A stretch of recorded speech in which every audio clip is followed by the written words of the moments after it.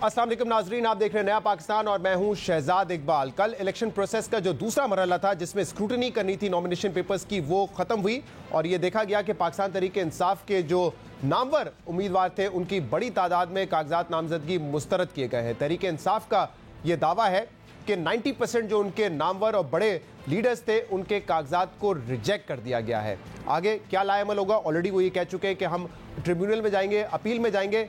इसके अलावा क्या सियासी हिकमत अमली होगी और क्या कानूनी हिकमत अमली होगी, उस पर हम बात करेंगे, जिसके लिए हमें ज्वाइन किया है पाकिस्तान तहरीक इंसाफ के चेयरमैन गौहर अली खान ने। गौहर साहब, बहुत बहुत शुक्रिया वक्त देने के लिए। गौहर साहब, कल स्क्रूटनी का आखिरी दिन था, जब नताइज आए तो ये हमने देखा कि बड़ी तादाद में तहरीक इंसाफ के जो कागजात नामजदगी हैं वो मुस्तरद हुए हैं और इनफैक्ट पाकिस्तान तहरीक इंसाफ के ऑफिशियल ट्विटर अकाउंट ने ये कहा कि 90% जो नामवर आपके बड़े लीडर्स थे उनके कागजात मुस्तरद हो गए। अब जरा बताइएगा 24 घंटे बाद क्या सूरत हाल है, कितने कागजात आपके एक्सेप्ट हुए, कितने रिजेक्ट हुए? देखिए, जितना फाइलिंग कर दी थी तो हमारी ज़्यादातर कैंडिडेट तो हमने फील कर दिए थे, लेकिन आपकी पार्टी के ज़्यादातर हमारे कैंडिडेट के नॉमिनेशन पेपर बिल्कुल रिजेक्ट किए गए हैं। मेरे पास जो थोड़े से नंबर आए हुए थे कल, जो पॉलिटिकली एफिलिएटेड लोग थे वो 500 के ज़्यादा, कोई 550 के करीब जो एप्लीकेशनें रिजेक्ट हो गई थी, उनमें से 380 PTI के रिजेक्ट हुए हैं, जबकि 28 PMLN के और 40 पीपल्स पार्टी के रिजेक्ट हुए हैं। तो ये तो वन साइडेड था, वो थ्रो आउट करते रहे और जिस ग्राउंड पर वो रिजेक्ट करते रहे। और वो ये है कि जिस तरह अली मोहम्मद खान साहब के केस में ये लिखा गया कि जी पॉलिटिकल पार्टी का सर्टिफिकेट आपके पास नहीं है, उमेर नियाजी साहब के जो नॉमिनेशन फॉर्म्स हैं वो रिजेक्ट हुए हैं कि जी आपके पास एक लाइसेंस नहीं है, जो आपके पास पिस्टल मौजूद है लेकिन लाइसेंस आपने अटैच नहीं किया, तो इसलिए ये आर्टिकल 62(1)(f) में फॉल करता है। टू दिस एक्सटेंट किया है। शहजाद साहब, पहले दिन से हम ये कहते चले आ रहे थे और सुप्रीम कोर्ट से भी ये दरख्वास्त की थी और बारहा हमने कहा था कि काइंडली जो रिटर्निंग अफसरान है वो आप जुडिशरी से ले ले, ताकि वो इंडिपेंडेंट हो, वो इस प्रोसेस को जानते भी हो और वो फेयरली इस प्रोसेस को कंप्लीट भी करे। ये आपका पहला और इनिशियल स्टेज है। कल जिस तरीके से ओपनली लोगों को पकड़ा गया, उनको ज़दकोब किया गया, उनको असल्ट किया गया, पूरी दुनिया ने देखा, कैमरों ने देखा, और ना आरोज ने कुछ किया, ना इलेक्शन कमीशन ने कोई स्टेटमेंट दी, ना इलेक्शन कमीशन उनके हेल्प के लिए आ गया।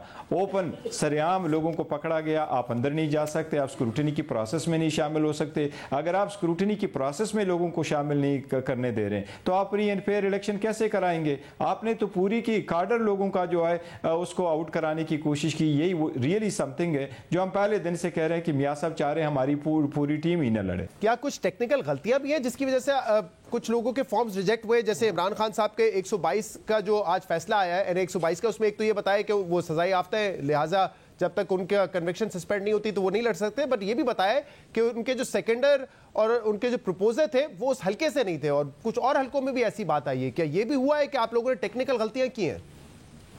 देखिए, इस तरह कुछ टेक्निकल पॉइंट्स पे उठाए गए हैं कि जी वो टेक्निकल पॉइंट एक्चुअली आरओ साहिबान या जो ऑब्जेक्टर आए हुए थे उन्होंने अपनी तरफ से बनाया, लेकिन ज़्यादातर जो अगर ऑब्जेक्शन आए हैं, जिस तरह सनम जावेद के खिलाफ एक बंदा ऑब्जेक्टर बन करके आया और उसने ऑब्जेक्शन रेज किया है, उसको यहीं तक नहीं पता था कि उसने कौन सा ऑब्जेक्शन किया है। वो कहता है मैं बता नहीं सकता, मैंने अपने वकील को बताया है। क्या ऑब्जेक्शन आपने उठाया है? मैं नहीं बता सकता, वकील बता सकता है। तो आपकी पार्टी के कुछ तो बिल्कुल टेक्निकल किस्म के उठाए हैं कि आपका नॉमिनेशन फॉर्म जो है सिग्नेचर उस पर नहीं है, लेकिन जिस तरह खान साहब का आपने जिक्र किया, इसी प्रपोजर की एक दिन पहले आरओ साहब से सर्टिफिकेट लिया गया था। आरओ साहब ने सर्टिफिकेट इशू करके ये सर्टिफाइड कर दिया था वो इस कंस्टिट्यूएंसी का एक वोटर है और कोई भी वोटर कंस्टिट्यूएंसी का वो प्रपोज कर सकता है, सेकंड कर सकता है। लेकिन ऑब्जेक्शन वाले दिन कह रहा है कि पूरी कंस्टिट्यूएंसी 122 में जरूर है, बट ये जो प्रपोजर है इसका एक ब्लॉक कोड और दूसरे कंस्टिट्यूएंसी में जा चुका है। तो अगर ऐसी सर्कमस्टांसेस में कोई हो जाए और इसके लिए रिस्पॉन्सिबल आपके आरओज ही हो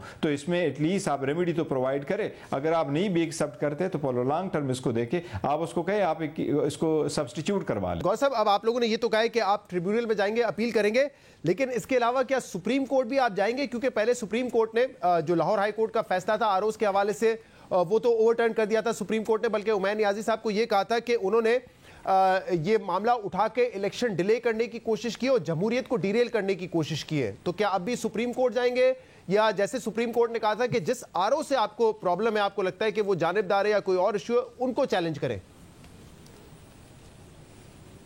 دیکھیں ایک یہ تو الیکشن پروسیس ہے، الیکشن پروسیس میں ایک ریمیڈی آپ کے پاس اویلیبل ہے کہ اس کے خلاف آپ اپیل فائل کریں گے اور ٹرائیبیونل اس کو ڈیسائیڈ کریں گے. ٹرائیبیونل بھی ہائی کورٹ کے ججز ہوتے ہیں. ہمیں کبھی یقین ہے انشاءاللہ تعالیٰ کہ جوڈیشری انٹروین کرے گی اور ان کو سارا سیٹ اسائڈ کرا لے گی. لیکن ایک میٹر آف کنسرن ضرور ہے کہ آر او صاحبان ایسے ان لوگوں کو ان لٹیگیشن میں انوالو کر کے اتنے ٹیکنیکل گراؤنڈ پہ آپ اتنی لائٹلی لے کر کے اس میٹر کو کیوں پرولانگ کر رہے ہیں؟ کیوں آپ ایسی فریولس لٹیگیشن کی طرف لوگوں کو فورس کر کے وہ جائیں؟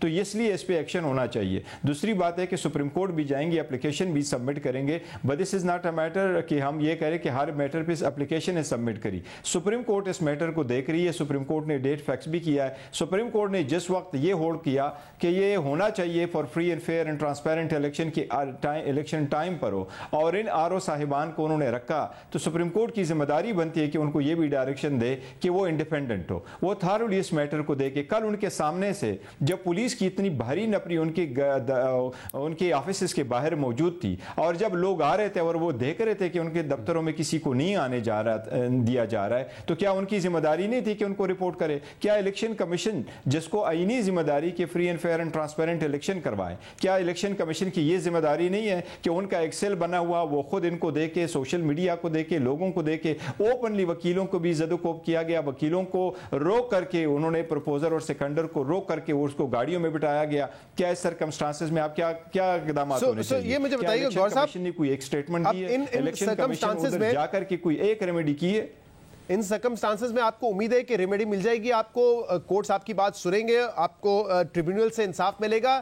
یا ایک آپشن پی ٹی آئی کے پاس ان حالات میں بائیکاٹ کا بھی رہ جاتا ہے؟ کیونکہ اس وقت بنگلہ دیش کے حوالے سے بات کر رہے ہیں کہ بی این پی پارٹی جو ہے بنگلہ دیش نیشنل پارٹی وہ الیکشن کا بائیکاٹ کرنے جا رہی ہے کیونکہ ان کو بھی لگ رہا ہے کہ فری اینڈ فیئر الیکشن ان کو نہیں مل رہا. کیا یہ آپشن ہے تحریک انصاف کے پاس؟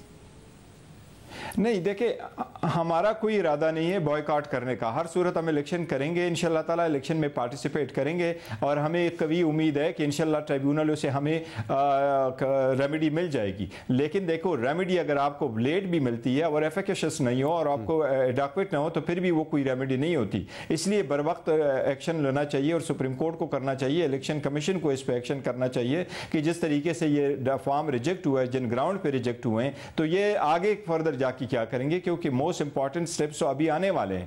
تو الیکشن کی طرف بوائیکاٹ کی طرف ہم بالکل نہیں جا رہے ہیں. لیکن ایک میٹر بہت بڑا کنسرن کا ہے اور وہ یہ ہے جس طریقے سے بلے کا ایک ایشو بنایا گیا اور الیکشن کمیشن بہا بزد ہے جنہوں نے 175 پارٹیز کے سارے الیکشن جس طریقے سے ایکسپٹ کیے ہیں، ہمارا الیکشن نہیں ایکسپٹ کر رہا، جبکہ ہم سے بہترین الیکشن کروائے اور آئین اور قانون کے مطابق کروائے، اپنے پارٹی کے آئین کے مطابق ہم نہیں کروائے. اگر ہمارے سارے آپ ہم سے بلہ لیتے ہیں اور 227 ریزرو سیٹ جو پاکستان میں وہ آپ کسی اور کو دیتے ہیں تو اس کے الیکشن پہ کیا اثر پڑے گا؟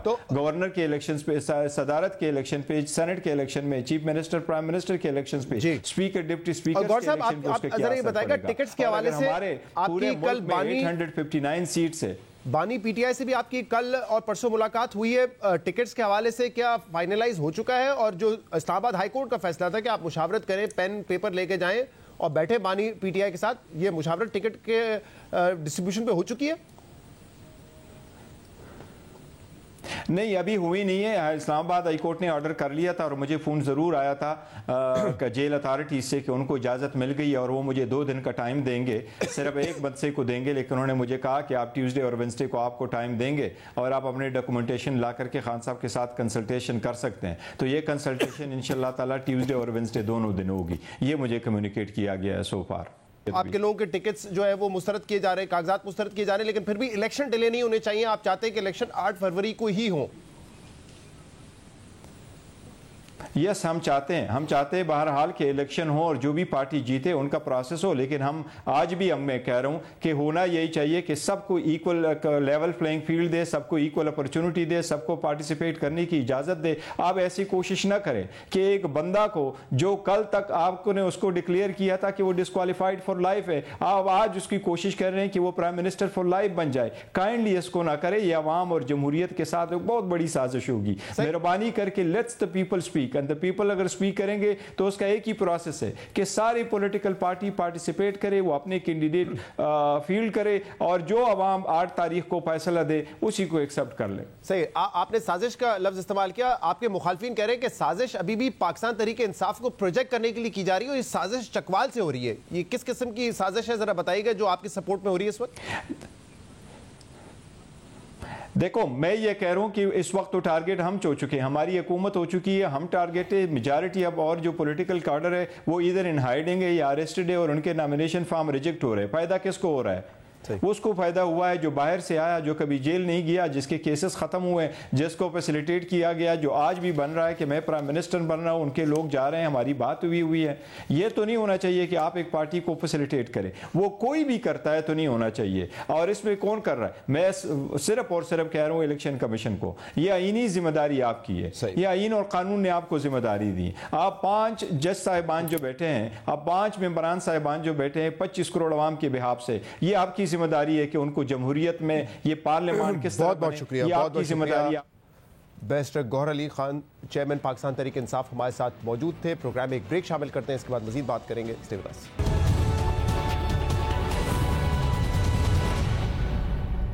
ویلکم بیک ناظرین. 8 فروری کو پورے ملک میں انتخابات ہونے ہیں, اور جو اسکروٹنی کا مراحل ہے وہ مکمل ہو چکا ہے, جہاں پہ پاکستان تحریک انصاف کے میجورٹی جو نامور کینڈیڈیٹس تھے ان کے کاغذات ریجیکٹ ہو گئے. وہیں پہ نون لیگ اور دیگر جماعتوں کے کاغذات منظور ہو گئے. نون لیگ میں بھی نواز شریف سمیت جو سارے لیڈرز ہیں ان کے کاغذات نامزدگی منظور ہو گئے ہیں.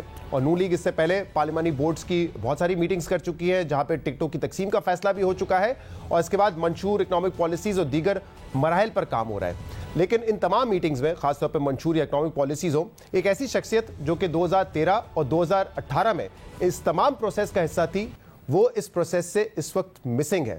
ان کا نام ہے محمد زبیر صاحب, اور وہی آج ہمارے مہمان ہیں, پی ایل این کے رہنما محمد زبیر. زبیر صاحب, بہت بہت شکریہ وقت دینے کے لیے. Thank you for the introduction. But میں ایک وضاحت اور دوں. 2013 میں نے نیا جوائن کیا تھا, اور جو اکنامک پالیسی تھی مینیفیسٹو کے لیے وہ میں نے ہی بنائی تھی. جی میں نے اسحاق ڈار صاحب رہنمائی کر رہے تھے, اور لیکن جیسے بنائی تھی اور ان کے اوکے کرنے کے بعد ویسے ہی آئی تھی اس میں. جی میں نے اسی لیے کہا اس پروسیس کا آپ حصہ تھے, لیکن میں نے کہا رہنما نون لیگ, میں نے یہ نہیں کہا ترجمان نواز شریف یا ترجمان مریم نواز, بیکاز جیسے کبھی کبھی ہم کہتے ہیں کہ جو میرٹل سٹیٹس ہوتا ہے وہ کمپلیکیٹڈ ہوتا ہے. مجھے لگتا ہے آپ کا جو پولیٹیکل سٹیٹس ہے اس وقت پی ایم ایل این میں تھوڑا کمپلیکیٹڈ ہے, تو آپ ایکسپلین کر دیں کہ آپ رہنما ہیں یا ترجمان ہیں مریم نواز کے؟ رہنما ہی کہہ لیں, میرا خیال ہے ترجمان نہیں ہے. نہیں بالکل, نہ نواز شریف کے نہ مریم نواز کے. بالکل. تو یہ کیا, ذرا مجھے پہلے آپ کے اپنے حوالے سے بتائیے, کیونکہ 2013 سے 2018 تک آپ نے پارٹی میں بڑی جلدی ترقی کی. پارٹی میں آیا, آپ نے کہا اکنامک پالیسی بنائی, پھر آپ پرائیویٹائزیشن, میڈیا کے اس میں تھا, میڈیا کے اس میں تھے, پرائیویٹائزیشن میں آپ رہے, بورڈ آف انویسٹمنٹ میں رہے, پھر آپ گورنر بھی بنے. جلدی آپ نے ترقی پارٹی میں کی. مشکل وقت میں آپ پارٹی کے ساتھ تھے, جب کوئی اور نہیں بولتا تھا, اس وقت بھی آپ نے پارٹی کا دفاع کیا بطور ترجمان. لیکن نہ اب آپ الیکشن لڑ رہے ہیں, نہ آپ منشور کمیٹی کا حصہ ہے, نہ اکنامک پالیسی ٹیم کا حصہ ہے, کہیں آپ نظر نہیں آتے. کیا ہوا کیا؟ یہ تو خیر جو 2013 سے 2018 تھا, جب میں ایکسپیکٹ بھی نہیں کر رہا تھا, کیونکہ 9 مہینے ہوئے تھے مجھے پارٹی میں آئے ہوئے, اور اسینشلی میں نے جو سپورٹ کیا تھا پارٹی کو, میڈیا پالیسی جو ہم چلا رہے تھے بیفور دی الیکشنز 2013, اس کا میں ایک ظاہر ہے one of the 3 main people I was involved in that. پھر اس کے بعد جب الیکشن سیل بنا تو اس میں 6-7 لوگ تھے, میاں نواز شریف, شہباز شریف صاحب, مریم نواز, اسحاق ڈار صاحب, انوشا رحمان, پرویز رشید اور میں. تو ظاہر ہے باقی سب تو اپنے حلقوں میں تھے, تو وہ ایک بڑی اچھی اپرچونٹی تھی آپ کو وہ الیکشن سیل پہ حصہ. But I was not expecting کہ جی مجھے کوئی پوزیشن ملے گی, بیکاز اتنے پرانے لوگ تھے. سو آئی واز پلیزنٹلی سرپرائز جب میاں نواز شریف نے مجھے آفر کیا. بائی دا وے سب سے پہلے انہوں نے FBR چیئرمین کا مجھے آفر کیا تھا after the elections had taken place, but وہ ایک لمبی کہانی ہے, وہ نہیں ہوا. پھر بورڈ آف انویسٹمنٹ میں مجھے لے کے آئے, اور وہ بڑی امپورٹنٹ پوزیشن تھی, مینٹ کہ I have to be very close with the prime minister. ان کے تمام دوروں میں میں ساتھ ہوتا تھا, تو ظاہر سی بات ہے بڑے آنر کی بات تھی. پھر اس کے بعد پرائیویٹائزیشن, بیکاز میاں صاحب کو یہ پتا تھا کہ پرائیویٹائزیشن مجھے that was very close to my heart during all that process of 2012-2013, جو میں ٹیکس ریفارمس کی بات کرتا تھا, پرائیویٹائزیشن. دا ایشوز آج بھی 10 سال کے بعد وہی ایشوز ہیں, چیلنجز ہیں کہ جی ادھر ریفارم ہونا چاہیے, یہ ہونا چاہیے, پبلک سیکٹر انٹرپرائزز کی جو بدحالی ہے. So that is why I was moved in to privatization. اور اس کے بعد جیسے آپ نے کہا گورنر, اور پھر جب وقت آیا, مشکل وقت آیا 2018 میں, 2017 میں ہی مشکل وقت شروع ہو گیا تھا جب ڈسکوالیفیکیشن ہوئی ہے نواز شریف صاحب کی جولائی 28 2017 میں. تو وہ ڈسکوالیفیکیشن کے بعد ہمیں پتہ تھا, تمام پی ایم ایل این کے لیڈرز کو پتہ تھا کہ اب ہماری باری نہیں آئے گی, اب ہمیں we are on the receiving end, despite being in power, وہ ہم پاور کو استعمال کرنے کے قابل نہیں تھے, تو سب کچھ رک گیا تھا. اور اس وقت بھی ظاہر سی بات ہے پارٹی کے ساتھ کھڑا ہونا تھا, بیکاز آپ کو پتہ ہے توڑ پھوڑ شروع ہو گئی تھی, اور سخت ترین وہ انسینٹیوز بھی دیے جاتے تھے, ڈرایا دھمکایا بھی جاتا تھا, سب کچھ کیا جاتا تھا. پھر آپ نے ساؤتھ آف پنجاب میں دیکھا, آپ نے بلوچستان میں دیکھا, آپ نے دوسرے پی ایم ایل این کے لیڈرز کو دیکھا ان کو. سو اس میں ظاہر ہے میں بھی تھا, اور میں چونکہ سمجھا جاتا تھا کافی close with Maryam Nawaz and Nawaz Sharif. اس کے بعد جب الیکشنز ہوئے 25 جولائی کو, انفیکٹ الیکشن سے پہلے آپ کو شاید یہ آفر بھی کی گئی تھی کہ اگر آپ پارٹی کی قیادت کے خلاف بیان دیتے ہیں تو آپ بطور گورنر مزید کنٹینیو کر سکتے ہیں اگلے سیٹ اپ میں بھی. اچھا, یہ جو لیٹر ہوا ابھی پریس کانفرنسز زیادہ مشہور ہو گئی, تو مجھے اس وقت جو انسینٹیو دیا تھا کہ آپ ایک پریس کانفرنس کریں اور نواز شریف کے بارے میں کہیں کہ جی وہ کرپٹ ہیں سو آن, اینڈ میں اتنا ڈس آنیسٹی تو کر ہی نہیں سکتا تھا. میں نے تو کچھ دیکھا ہی نہیں. 5 سال I had been very very close, مطلب پرائم منسٹر ہاؤس میں روز جانا, آنکھوں سے کچھ دیکھنا, کانوں سے. آپ اتنے تو انٹیلیجنٹ ہوتے ہیں. ویسے اس فیصلے میں نواز شریف صاحب کی لائلٹی تو ہوگی آپ کی نظر میں, بٹ آپ کی بیگم نے بھی کہا تھا میں چھوڑ کے چلی جاؤں گی آپ کو اگر آپ نے نون لیگ چھوڑی. وہ اب بھی کہتی ہیں, وہ اب بھی کہتی ہیں. اسی لیے آپ نون لیگ میں ہیں ابھی تک؟ میرا خیال ہے میں ہوں. جی بالکل, جیسے شاہد کا کھانا باسی ہے ویسے میں بھی ہوں. بس اتنے ہی ہیں, مطلب ہے بھی اور نہیں بھی. ہاں, مطلب کسی فیصلہ سازی میں نہیں ہوں, نظر انداز کیا. لیکن اس کے بعد جب الیکشن ہو گئے تو الیکشن کے بعد I was the only governor who resigned despite the fact کہ میں نے آفر کی تھی, اور پھر کاؤنٹر آفر یہ آئی تھی کہ سب ریزائن کرے, سب پیچھے ہٹ گئے تھے. اینڈ آئی وینٹ اہیڈ, اور وہ ناراض کرنا تھا ان قوتوں کو جو نہیں چاہتے تھے. اور اس کے بعد ظاہر سی بات ہے ہمیں پی ٹی آئی کے خلاف ایک محاذ تو کھڑا کرنا تھا نا ایز این اپوزیشن. تو وہ چاہے میڈیا ہو, الیکٹرانک میڈیا ہو, پرنٹ میڈیا ہو, تو اگر سب سے آگے بڑھ کے جو کر رہا تھا. اور یہ میں آپ کو بتا دوں کہ جب سب آج بھی, اور بالکل صحیح, میاں نواز شریف نے بھی, آپ نے شاید ویڈیو کلپس دیکھے ہوں گے, شہباز صاحب نے بھی, سعد رفیق, احسن اقبال, خواجہ آصف, کہ وہ جو سب سے مشکل وقت تھا اس میں جو مزاحمتی بیانیہ کرنا تھا, مزاحمتی سیاست کرنی تھی, کریج کی سیاست کرنی تھی, ریزسٹنس اور ڈیفائنس کی سیاست کرنی تھی, وہ مریم نواز نے کی. اینڈ ایبسولوٹلی اگر وہ نہ کرتی تو آج یہ اچھے دن نہ ہوتے. لیکن اس کے ساتھ ساتھ جو ان کے ساتھ ساتھی تھے, جو پہلے دن سے 4-5 کے علاوہ کوئی جاتی عمرہ کے قریب نہیں آتا تھا. یہ میں بالکل آن ریکارڈ, طلال چودھری تھے جی, مصدق ملک تھے جی, اور میں آئی مسٹ مینشن جس طرح عظمہ بخاری ہوتی تھیں, ہنا بٹ ہوتی تھیں, مائزہ حمید ہوتی تھی. ویسے یہ تو باتیں آن ریکارڈ ہے, سب کو پتہ ہے. یہ بڑا امپورٹنٹ ہے نا, یہ بڑا امپورٹنٹ ہے کہ بھائی جو good that you are putting it on the record, کہ لوگوں کی یاد دہانی ہو جائے. اس دوران تمام پنجاب میں ریلیز ہوں, چاہے وہ بلوچستان میں ہوں, جلسے جلوس ہوں, پھر پی ڈی ایم بنا, گلگت بلتستان, آزاد کشمیر, سندھ, سکر, کراچی, ہر جگہ. ویسے آپ مجھے ریمائنڈ کرا رہے ہیں ویورز کو, یا اپنی پارٹی کو ریمائنڈ کرا رہے ہیں کہ آپ کی کیا خدمات ہے؟ آڈینس کو کر رہا ہوں. آڈینس میں وہ بھی دیکھ رہے ہوں گے تو وہ بھی پارٹ آف دی آڈینس ہوں گے. ہمیں یہ بھی پتا ہے کہ آپ نے ذاتی طور پہ ایک پرسنل کاسٹ بھی اس کی پے کی, آپ کو کانسیکوینسز کا سامنا ہوا بڑا. بٹ میں اس کا بتا دوں نا, وہ کاسٹ اس لیے کیونکہ جب وہ پی ڈی ایم بنی تھی وہ سب سے مشکل وقت تھا, بیکاز اس وقت تو آپ سمجھ لیں کہ P D M versus the hybrid regime ہو گیا تھا نا. اور اس مشکل بیانیے کو کیری فارورڈ کرنے کے لیے مجھے بنایا گیا تھا spokesperson for Maryam Nawaz and Nawaz شریف.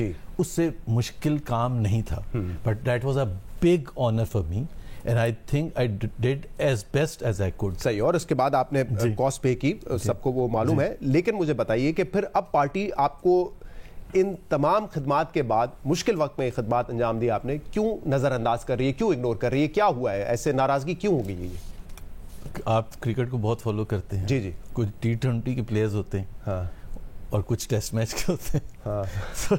جب ٹیسٹ پر آتے تو شاید وہ T20 والے ڈراپ ہو جاتے ہیں کہ بھائی وہ ایک ڈفرنٹ فارمیٹ ہے نا, ڈفرنٹ ریکوائرمنٹ ہے, ڈفرنٹ قسم کے لوگ کی ضرورت ہے. جو آپ نے اپنی سروسز بتائی ہیں پارٹی کے لیے, آپ تو ایسا لگ رہا ہے کہ آل فارمیٹ پلیئر تھے, گورنر بھی بنے, گورننس میں بھی رہے, گورنر بھی بنے, پرائیویٹائزیشن بھی تھے, پولیٹیکل ایکٹیویٹیز بھی کر رہے تھے. اور ہماری ایک میں بتاؤں شاید آج تک شاید آیا نہیں ہوگا, you were not a T20 player. I was not a T20 player. Economic advisory committee थी PMLN की, which obviously used to meet seminars वगैरह हम करते थे. नजर अंदाज क्यों करी ये पार्टी आपको? देखें ना, एक तो पार्टी के पास ये राइट होता है कि जी वो किस तरह से, वो एक बहुत लंबा एक सिलसिला है जिसमें जाहिर सी बात है, आपको पता है कि हमारी पार्टी में एक वक्त में मुज़ाहमती बयानियाँ जो मरीम नवाज़ लेके चल रही थी, एक काउंटर एक था मुफाहमती बयानियाँ कि जी, और हमें आपको पता है आप लोग ही बुला के पूछते थे कि जी देखें उन्होंने ये कहा है, इन्होंने ये कहा है, और हम दोनों को, हमारा काम था, हमने दोनों को डिफेंड करना था. वो मुश्किल होता था डिफेंड करना. और बिल्कुल मरीम नवाज़ ने बिल्कुल सही कहा था कि जब हम मुज़ाहमती से हो के मुफाहमती बयानिए पर गए थे तो वी डिड से दैट कि मुज़ाहमत होती है तो मुफाहमत होती है, and power talks to power. वो आप पावर क्रिएट ही नहीं करेंगे अगर आप घर बैठे रहते, तो फिर तो वो क्यों आपके पास कोई आके. आप लोग उस मुफाहमत के ख्वाहिशमंद थे जो मुफाहमत आज मिल रही है, जो कुछ हो रहा है, ये मुफाहमत टारगेट था आपका? नहीं, हमारा टारगेट बड़ा सिंपल था कि हमारे साथ जो 2018 में हुआ, 2017 में हुआ, पनामा में, डॉन लीग्स में, तमाम चीज़ें, उससे पहले धरना, हम कह रहे थे कि we just want an even playing field. और इवन प्लेइंग फील्ड का मतलब ये था कि जो और इनफैक्ट मैंने बहुत दफ़ा कहा था कि अगर इमरान खान की सीढ़ी खींच लेंगे वो गिर जाएंगे, और वही हुआ. तो हम ये नहीं कह रहे थे कि आप हमारे लिए कुछ स्पेशल कुछ करें. ये एक्स्ट्रा बोनस मिल रहा है आप लोगों को. इतना नहीं चाहते थे, इतनी मुफाहमत नहीं चाहते थे जितनी मिल रही है कि आप नवाज शरीफ को लाडले और सेलेक्टेड के ताने पड़ रहे हैं बिलावल साहब की तरफ से और पीटीआई की तरफ से. Run through the constitution of Pakistan, there has to be rule of law, which means कि अगर किसी ने कोई गलत काम किया उसको सजा. मैं जब गवर्नर था, मैं उस वक्त भी ये कहता था, मेरे पास कई दफ़ा ये होता था जी मुस्लिम लीग के वर्कर्स ने ये किया, हमें एक्शन लेना पड़ेगा. तो मैं कहता था जो भी है कानून, उसके हिसाब से, चाहे वो पीटीआई है, PMLN है, जमात इस्लामी है, उसके हिसाब से होना चाहिए उसका. अच्छा, तो चले अब मैं आपसे पूछ लेता हूँ, क्योंकि ये चीज़ खबरों में बहुत रही, और ये साबिक DG ISPR ने आके ही बताया था कि जुबैर साहब ने आके आर्मी चीफ से मुलाकात की थी और उस वक्त एक सारा मामला बना था. तो उस मुलाकात के बाद ये खबरें आई कि आपके ताल्लुकात थोड़े पार्टी से भी जो है डिस्टेंस बढ़ता रहा नवाज शरीफ से, क्योंकि नहीं, ये बिल्कुल गलत, ऐसे कुछ नहीं बिल्कुल. चलो उस मीटिंग के हवाले से पहले बात कर लेते हैं. क्या पैगाम लेके गए थे उस मीटिंग में आप? नहीं, मेरा ख्याल है शहजाद, ये तो बहुत सेंसिटिव टॉपिक है. आई थिंक कि कभी क्या जो पैगाम लेके गए थे वो सेंसिटिव? नहीं, सारी बातें, फिर एक बात होती है, फिर और कंफ्यूजन होती है और मिसअंडरस्टैंडिंग होती है. I rather avoid at this stage, but I will at some stage bring it out. But ये बात तो दुरुस्त है कि वो पर्सनल मुलाकात नहीं थी, वो ऑब्वियसली पार्टी की लीडरशिप के कहने पे ही आप मिल रहे थे. जाहिर सी बात है, 7 घंटे में उनके साथ, 7 घंटे, the most powerful man in the country के 7 घंटे तो नहीं वेस्ट करूंगा. 7 घंटे एक मीटिंग में या 2 मीटिंग? 4 और फिर 3 घंटे. पहली मीटिंग 27 अगस्त को हुई 4 घंटे की, और फिर 7 सितंबर को आप मिले 3 घंटे. तो 7 घंटे वो मुलाकात पर्सनल नहीं थी? पर्सनल हो ही नहीं सकती थी. बाय द वे मैं ये भी बता दूं, मैं विद ऑल ऑनेस्टी ये समझता हूँ कि आई was so committed to the party and to the leader Miyan Mohammad Nawaz Sharif and his policies कि मैं ये समझता, लोग मुझे बाद में बहुत कहते हैं यार आपने पर्सनल बात कोई की थी, मैंने कहा नहीं, बिकॉज मेरा इंटरेस्ट ये था, मेरा फ्यूचर उनके साथ एसोसिएटेड था कि अगर मियां नवाज शरीफ की बहाली होगी, उनके साथ इंसाफ होगा, तो मुझे भी उसका फायदा होगा, पार्टी को भी फायदा होगा, मुझे भी फायदा होगा. सो मैं उनके एक्सपेंस पर अपने लिए फायदा नहीं ढूंढने गया था. उस वक्त क्योंकि आप खुद कह रहे थे कि जो पार्टी का मुज़ाहमती बयानिया था जो मरियम लीड कर रही थी, you are part of the team, तो फिर आप जब पैगाम लेके गए लीडरशिप का, तो वो मुज़ाहमत का पैगाम तो नहीं होगा, मुफाहमत का ही होगा ना जो लेके गए होंगे आप. मैं बिल्कुल एक सेंटेंस में बता दूं, we did not ask any favors nor for Miyan Nawaz Sharif nor for Maryam Nawaz. हम इंसाफ में, और मैं हिस्टोरिकल कॉन्टेक्स्ट में इंसाफ मांगने गया था कि इंसाफ होना चाहिए. मरियम नवाज को क्यों ब्लैकआउट किया हुआ है, उसकी टिकर क्यों नहीं चल सकता? आई मीन ये एक खुलासा है, वाकई तफसीलात. और उसके बाद टिकर चलना शुरू हो गए थे, 15 दिन बाद उनके खबरें भी आना शुरू हो गई थी. चलें, अच्छी बात है. तो कैसे आपने ऐसे कैसे कन्विंस कर लिया उस वक्त की एस्टैब्लिशमेंट को कि मरियम नवाज जो ब्लैकआउट थी वो? मेरा ख्याल हर चीज का तरीका डायलॉग ही होता है, डिबेट ही होता है. So you convinced them? May be it was because of me. और उसके बाद पीडीएम भी बन गई फिर?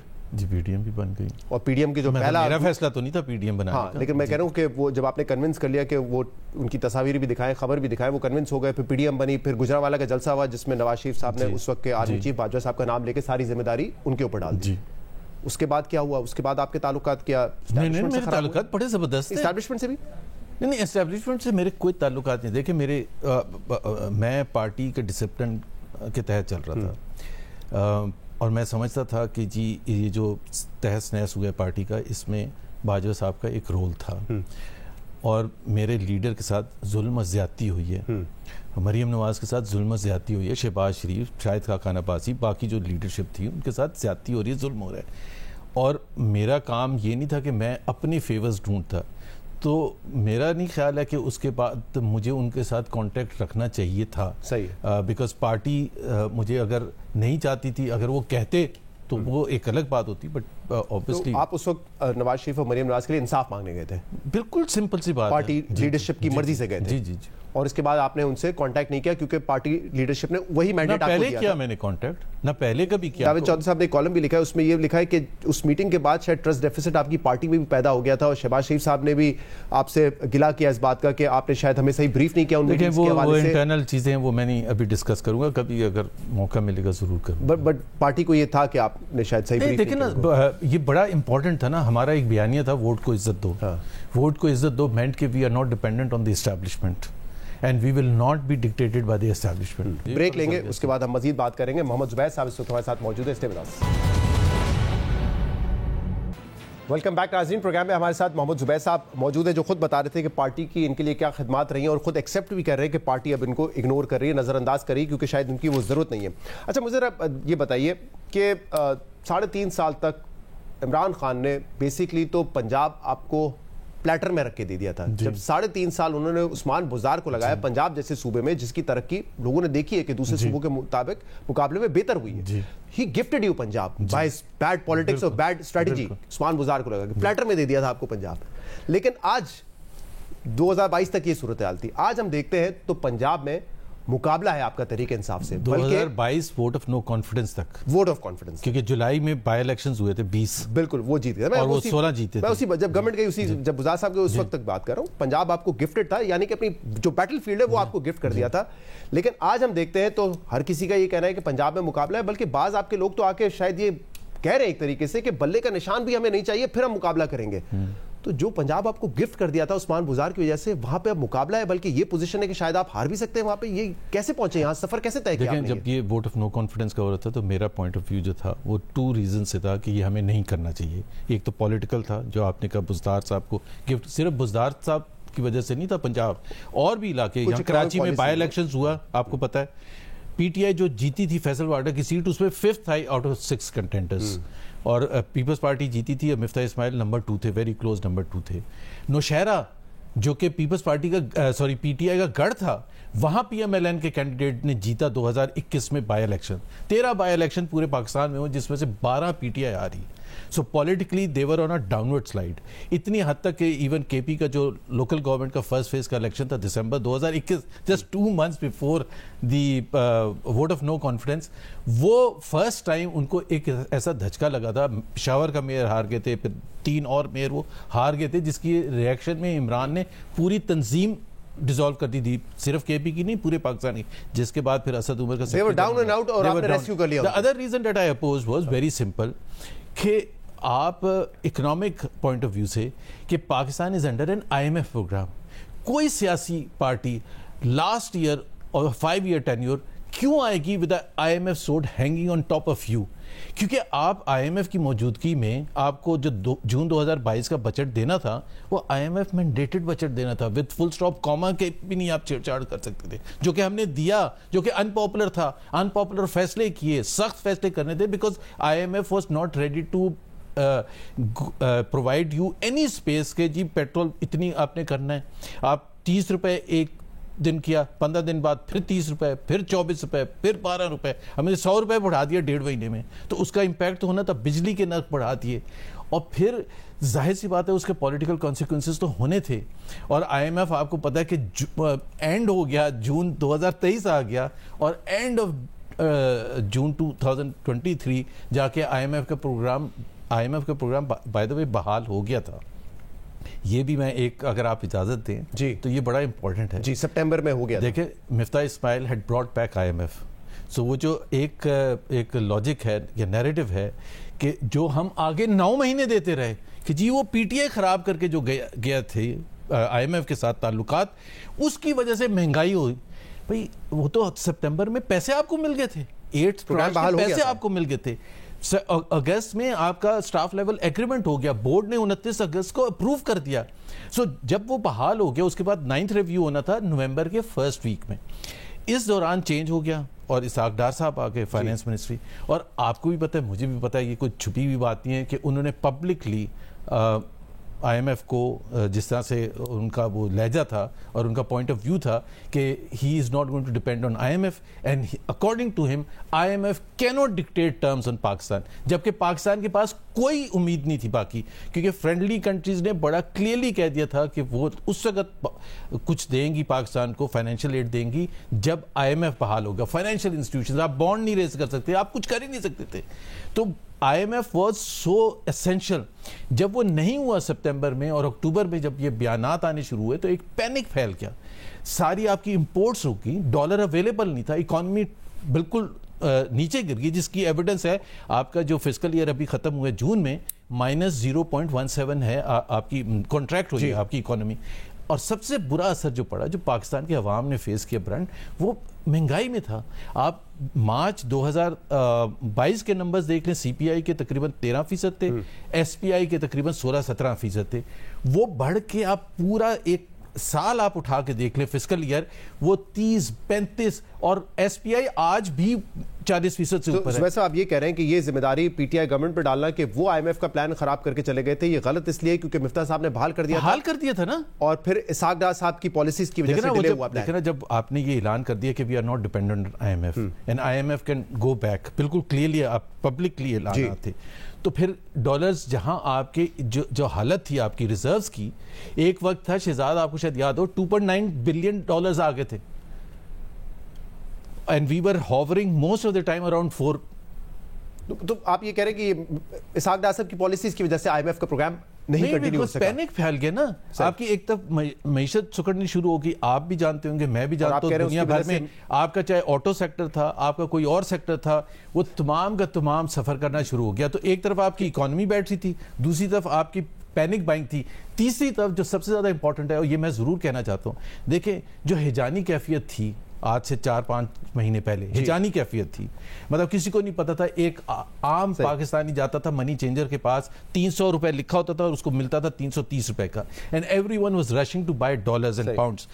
بات یہ ہے کہ ابھی جب کیئر ٹیکر آئی ہے and definitely backed by the army chief, آپ نے دیکھا ہے کہ ایک سیمبلنس آف کچھ ایک وہ آ گیا ہے, سرٹنٹی آ گئی. اسٹاک مارکیٹ میں دیکھ لیں, آپ کرنسی مارکیٹ میں دیکھ لیں, 50 روپے نیچے گرنا, اٹس ناٹ اے جوک. آپ ڈسکوز کی پرفارمنس دیکھ لیں, آپ کے لاسز کٹ ہونے شروع ہو گئے, آپ کی ریکوریز زیادہ ہونی شروع ہو گئی, آپ کے افغان ٹرانزٹ ٹریڈ. سو یہ لوگ یہ جو کہتے ہیں کہ جی یہ ڈنڈا ہے ادھر سے, میں اس کو ڈنڈا نہیں کہتا, اس کو گڈ گورننس کہتے ہیں. Good governance. تو آپ یہ کہہ رہے ہیں کہ عمران خان کے بعد مفتاح اسماعیل صاحب نے بھی بحال کر دیا پلان, آپ کی حکومت جانے کے بعد جو کیئر ٹیکر آئی ہے اس نے بھی گڈ گورننس دکھائی, تو جو بیچ کا پیریڈ ہے اسحاق ڈار صاحب کا پیریڈ, وہ پرابلمٹک تھا, اس کی وجہ سے ہوا 9 مہینے سے. 9 مہینے وہ پرابلمٹک پیریڈ تھا. تو جو نقصان پہنچایا بزدار نے پی ٹی آئی کو, وہ نقصان آپ کہہ رہے ہیں 9 مہینے میں اسحاق ڈار نے بیسیکلی نون لیگ کو پہنچایا, اس لیے آج مقابلے والی اکیلے تو نہیں آپ کہہ سکتے, بیکاز obviously جب پالیسی فیصلے ہوتے ہیں. دیکھیں ایک بڑا امپورٹنٹ کٹ آف تھا, کیونکہ بہت سے لوگوں کا مجھے پتا ہے میاں نواز شریف چاہتے تھے کہ ہم اسمبلی کو ڈیزالو کر کے اور الیکشنز میں جائیں. ودن 1 month of that was decided. ابھی چیمبر گئے تھے, لاہور چیمبر, میاں نواز شریف, اور ادھر انہوں نے بتایا کہ 23 مئی 2022 which was just 5 weeks after taking over the government, انہوں نے بتایا کہ جی ڈیزالو کرنے کا فیصلہ ہو گیا تھا, 23 مئی کو اناؤنس کرنا تھا, اور تقریر بھی شہباز صاحب کی تیار ہو چکی تھی. which meant what, اور وہ اس قتل کی عمران خان نے, اور وہ بالکل صحیح کہ 22 کی شام کو عمران خان نے اناؤنس کر دیا کہ ہم 25 مئی کو جا کے لانگ مارچ کریں گے. تو وہ ظاہر سی بات ہے, then it was the right decision to back out of that decision, because otherwise تو وہ لگتا کہ جی عمران خان نے ایک دن اناؤنس کیا, دوسرے دن آپ ڈیزالو کرنے پہنچ گئے. بٹ دا پوائنٹ از کہ جب آپ نے ڈیزالو کرنے کا فیصلہ کیا تھا, اور جس کی تصدیق خود میاں نواز شریف نے کی ہے, تو اس کا مطلب یہ ہے کہ اس وقت میں 2022 میں ڈیفالٹ کا خطرہ نہیں تھا نا, تبھی آپ جا رہے تھے پھر آپ یہ کیسے کہہ سکتے ہیں کہ جی آپ وہ فیصلہ تو میاں صاحب نے جو بتایا اس سے یہ سمجھ آتا ہے کہ عمران خان کیونکہ تھریٹ کر رہا تھا اس لیے ہم نے اپنا فیصلہ بدل لیا, تو ہم نے سیاست بچائی, ریاست کہاں بچائی؟ نہیں وہ دیکھیں ہاں ریاست کہاں بچائی. میں یہ کہہ رہا ہوں کہ میاں صاحب نے جو بتائی اسٹوری سے تو کلیئر ہے کہ نون لیگ اپنی سیاست بچانا چاہتی تھی کہ عمران خان کے ہمیں دھمکی میں آ کر ہم نہیں حکومت ختم کریں گے, ورنہ ہم ختم کرنے جا رہے تھے, ورنہ ہم ختم. لیکن آپ تو کیا بیان ہے کہ آپ تو ریاست بچانے کے لیے 1.5 سال بیٹھے. اس کے بعد بھی بہت اوکیزن سے, for example if I had my way, تو جس دن ٹرانچ آئی تھی سپتمبر 5 کو یا 4 کو 2022 جب مفتاح اسماعیل نے ریسٹور کر دیا تھا, اگر اس وقت ہم جاتے اور عوام کو کہتے اب ہم نے ریاست بچا لی ہے, اب ڈیفالٹ کا خطرہ ختم ہو گیا, I M F is back on board, اور اس لیے ہم اب ڈیزالو کرنے جا رہے ہیں, اس سے سب سے اچھا ہوتا ہے پاکستان کے لیے. اس میں ساکھ ڈار صاحب کو پھر کیوں لے کے آئے میاں نواز شریف صاحب؟ فیصلہ تو نہیں کا تھا نا, مریم نواز صاحبہ کی تو آڈیو کال بھی آئی تھی کہ وہ تو خوش نہیں تھے, کیوں یہ فیصلہ کیا پھر؟ دیکھیں نا, یہ تو آپ نہیں کہہ سکتے کہ سب کے ساتھ خوش ہونا چاہیے, ایک پارٹی میں ظاہر ہے مختلف رائے ہوتی ہے, اس کی رائے. لیکن ایک چیز مجھے سمجھ آ گئی, کیوں میں بار بار آپ سے پوچھ رہا ہوں آپ کی پارٹی سے دوریاں کیوں ہوئی, آپ نے کوئی واضح جواب نہیں دیا, لیکن اب مجھے سمجھ آ گیا ہے, کیونکہ اگر آپ کی پارٹی میں یہ بڑا آبویس ہے کہ اگر آپ نے ڈار صاحب کو چیلنج کیا یا ان کے مد مقابل آئے تو پارٹی میں آپ کا فیوچر نہیں ہے. میں نہیں ہوں ان کے مد مقابل, یہ کیونکہ یہ بالکل ایسا ہی ہے کہ کوئی نواز شریف صاحب کی قیادت کو چیلنج کرے اس کا پارٹی میں مستقبل نہیں ہوگا. اسی طرح ڈار صاحب کو کرٹیسائز کرنا, ان کے مد مقابل کھڑا ہونا, ہمیں پتہ ہے مفتاح اسماعیل صاحب زبردستی میں نواز شریف کو کرٹیسائز کس چیز کے لیے کروں؟ نہیں میں یہ نہیں I mean he has led the party for 40 years یہ کہہ رہا ہوں and has brought the party back from the brink many times, not once, not twice, not thrice, 4 times. آپ دو لوگ ہیں جی جو ڈار صاحب کی پالیسیز کو کرٹیسائز کرتے ہیں, ایک مفتاح اسماعیل اور ایک آپ دوسرے, دونوں کا کراچی سے تعلق ہے, دونوں کا کوئی پولیٹیکل بیک گراؤنڈ نہیں ہے, کارپوریٹ ورلڈ سے آپ آئے ہوئے ہیں دونوں, ایک کاروباری شخص ہے, ایک کارپوریٹ ورلڈ سے آئے, اور دونوں آج پارٹی سے آلموسٹ باہر نظر انداز ہو رہے ہیں, تو مطلب دونوں نے ڈار صاحب کو چیلنج کیا نا. یہ آپ کہہ سکتے ہیں کہ with the background that I and Miftah had, اس میں ڈیبیٹ کرنے کا رجحان زیادہ ہوتا ہے. It's not about challenge. آج بھی کیا آپ صرف عوام کی طرف دیکھ رہے ہیں اقتدار میں آنے کے لیے, کیونکہ اس وقت تو کہا جا رہا ہے کہ سلیکٹڈ ہے میاں نواز شریف صاحب اور لاڈلے ہیں, بلاول صاحب الزام لگا رہے ہیں, پی ٹی آئی الزام لگا رہی ہے, یہ جو پورا اس وقت ماحول چل رہا ہے الیکشن کا, میں نے دیکھا 4-5 دن پہلے آپ نے بھی ٹویٹ کیا اور آپ نے الیکشن کمیشن کی توجہ دلائی کہ اس ملک میں کامنٹیٹرز اس وقت یہ بات کر رہے ہیں کہ کیا ہو رہا ہے, یہ بلیٹنٹلی ہو رہا ہے. یہ ایک عجیب ملک ہے, مطلب میں نے کہنا یا آپ نے کہنا یہ بڑا فیئر ہے, یہ نہیں ہے کہ free and fair and transparent election is a way forward for Pakistan. Economic stability اگر آنی ہے تو that the first benchmark is free and fair and transparent election. پہلے بھی ہم جب لڑکھڑائے ہیں اور اپنی منزل تک نہیں پہنچ سکے, کیونکہ اگر آپ الیکشن کو ہی ڈوپیس بنا دیں گے, اگر وہ ایکسیپٹیبل نہیں ہوگا, اور اس کے بعد کیا ہوگا, اس کے بعد کیا جنگ ایک اور شروع ہو جائے گی اس کو چیلنج کرنے کے لیے, اس سے زیادہ اچھا یہ ہے. So that is what I still maintain, I always have maintain that کہ Pakistan should be run through a constitutional process. اور میں اس لیے یہ کہہ رہا ہوں, دیکھیں پاکستان اس وقت جہاں جس دوراہے پر ہے نا شہزاد, وہ یہ ہے کہ یہاں Pakistan needs a major shake up. جس طرح ورلڈ بینک کی بھی رپورٹ آئی ہے کہ یہ پریزنٹ سسٹم چل ہی نہیں سکتا, مطلب آپ کو ریفارمز کرنے, ادروائز یو پیرش. تو ٹائم کم رہ جائے گا میرے پاس, کیا یہ الیکشن, اور میں ایک چیز ضرور کہنا چاہوں گا, دیکھیں نا پاکستان کے عوام کی طرف دیکھنا چاہیے. وہ جو ہیومن ڈیولپمنٹ انڈیکیٹرز ہیں, تعلیم ہے, صحت ہے, وومن امپاورمنٹ ہے, پاپولیشن کنٹرول ہے, مطلب 2.5 کروڑ بچہ اسکول نہیں جا رہا, لیکن میرا بچہ جو ہے نا بیسٹ پرائیویٹ اسکول میں جائے. آئی مین یہ elite versus the rest of the country, it is not functional. Zubair sahib, یہ جو الیکشن اس وقت ہم دیکھ رہے ہیں, جو پروسیس شروع ہو چکا ہے, آپ کے خیال میں فری اینڈ فیئر ہے؟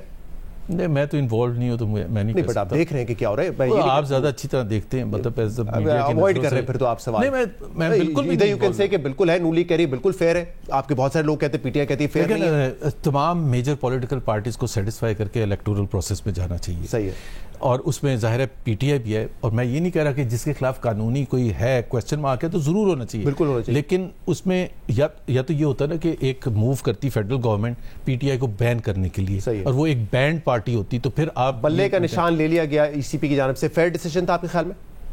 دیکھیں نا, E C P has to satisfy everyone, every stakeholder. Pakistan دیکھیں نا, پاکستان ایک میجر آپ کی رائے تو ہو سکتی ہے نا, آر یو سیٹسفائیڈ؟ نہیں, میری رائے کا کاؤنٹ نہیں کرتا. میں تو کہتا ہوں بالکل فری اینڈ فیئر ہونا چاہیے, اس پہ تمام پولیٹیکل پارٹیز کو سیم میدان ملنا چاہیے کھیلنے کے لیے. اور مل رہا ہے اس وقت سیم میدان یا نہیں مل رہا ہے؟ مطلب دیکھیں وہ کراچی کی حد تک تو میرا خیال ہے کوئی ایسا شور شرابہ نہیں، کراچی کی حد تک الیکشن بھی نہیں ہونے نا، پورے ملک میں ہونے نا، سوائے وہ ذوالفقار مرزا اور فہمیدہ مرزا کو، اور تو کوئی ایسا کوئی پورے ملک میں الیکشن ہونے نا، پورے ملک میں آپ کو لگ رہا ہے تمام جماعتوں کو لیول پلینگ فیلڈ مل رہی ہے؟ اتنا میں فالو نہیں کر رہا، اتنا بدل ہو گئے پالیٹکس سے.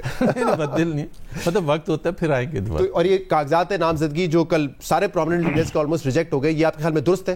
دیکھیں نا Are we leading towards a fair election? G Are we leading towards a fair election? It is very important that we should lead towards free and fair elections because دنیا کی بھی نظریں ہیں. اور by the way financial institutions like IMF، جی پھر آپ کا FATF ہے، پھر آپ کا GSP پلس پر ڈپینڈنسی ہے in terms of exports، یہ تمام جو ہے آپ کو کوشچن کریں گے towards free and fair elections. So it's not that easy کہ آپ نے صرف اپنے انٹرنلی سیٹسفائی کرنا ہے شہزاد اقبال کو یا آپ یہ کہہ رہے ہیں کہ اگر 2018 میں الیکشن رک کر کے آپ کو باہر کیا گیا، عمران خان کو اندر کیا گیا، تو اب یہ اس کا جواب نہیں ہے کہ 2024 میں ان کو باہر کر کے ہمیں اندر کر دیں؟ نہیں، یہ تو بالکل جواب نہیں ہے، لیکن وہ تو ایسا ہی رہا ہے نا. نہیں دیکھیں، اگر قانون توڑا گیا تھا پہلے تو قانون کا اطلاق کا مطلب یہ نہیں کہ اس کو آئندہ آنے والے وقتوں میں دوسرے کے اوپر استعمال کیا جائے. If we were undone in 2018, that does not mean, in spite of my very strong opposition to Imran Khan and PTI, یہ ہم کبھی یہ جنگ نہیں لڑ رہے تھے کہ ہماری باری، ہم ایسا تو نہیں تھا کہ ہماری باری نہیں آ رہی تو ہم جنگ لڑ رہے تھے، یہ تو نہیں ہے بھائی. جو بھی ہے اس وقت ہم جو ہمارا سٹانس تھا وہی سٹانس آج بھی ہونا چاہیے. یہ جو اگر تحریک انصاف کے ساتھ کوئی زیادتی ہو رہی ہے، آپ کہہ رہے ہیں کہ ہماری سیاست کسی کے ساتھ نہیں ہونی چاہیے، کسی کے ساتھ نہیں، چاہے اختر مینگل ہو، چاہے PTI ہو یا جو اور ہو کوئی بھی. نواز شریف صاحب کا جو پولیٹیکل کیریئر ہے آپ نے وہ دیکھا ہے، پارٹی میں آپ بے شک دیر سے آئے، جب انہوں نے سٹارٹ کیا، ٹو بی آنیسٹ یہ فیکٹس ہیں کہ وہ ایک پرو اسٹیبلشمنٹ سیاستدان تھے، اس وجہ سے ہی وہ سیاسی میدان میں آئے، لیکن پھر انہوں نے 20 سال تک ایک اینٹی اسٹیبلشمنٹ پالیٹکس کی. وہ اینٹی اسٹیبلشمنٹ یہ نہیں تھی کہ فوج سے دشمنی تھی، وہ ایک پرنسپل پہ تھی، سویلین سپریمیسی ہونی چاہیے، فیصلے جمہوری حکومتوں نے کرنے ہیں.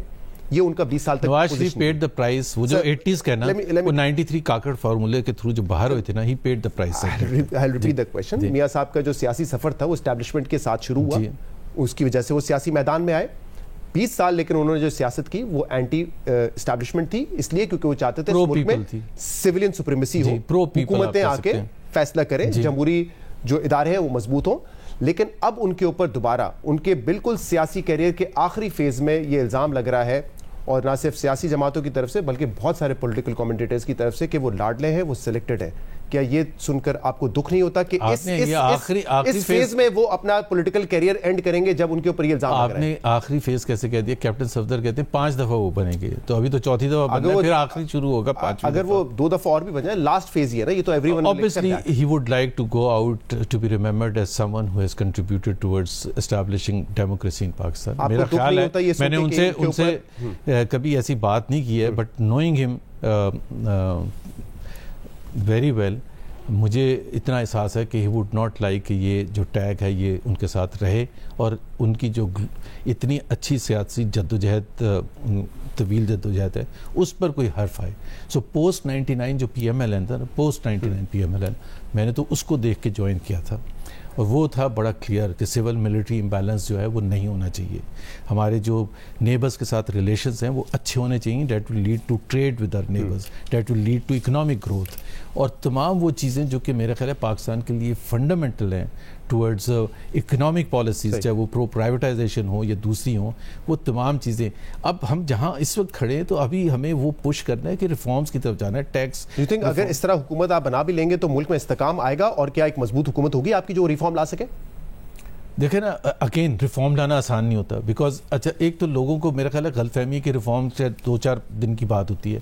وہ ہوتے اس لیے نہیں ہیں شہزاد کیونکہ وہ بڑے پینفل ہوتے ہیں، اور وہ بڑے ٹائم چاہیے ہوتا ہے اس کے لیے. الیکشن اگر ہوئے اور اس طرح ہوئے، ملک استحکام کی طرف جائے گا، اور کیا آپ ایک مضبوط حکومت جس میں آپ سمجھیں گے کہ سویلین حکومت فیصلے کری وہ ہو پائے گا؟ یہ سنو مطلب چیلنجنگ ہو جائے گا، کیونکہ آپ یہ بھی دیکھیں کہ مارچ میں پریزنٹ IMF پروگرام ختم ہو رہا ہے.